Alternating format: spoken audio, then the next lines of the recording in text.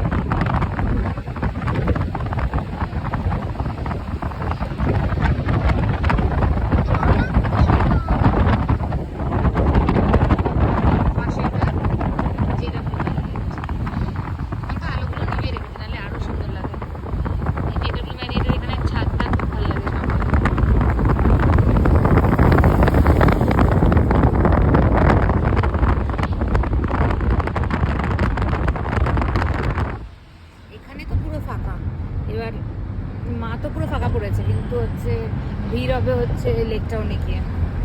ও আমার মা উঠে পড়েছে, এতক্ষণ ঘুমাচ্ছিল, সুন্দর টি স্লিপ দিয়ে দিল যাতে এখন গিয়ে লাইনে দাঁড়ানোর জোশটা পায়।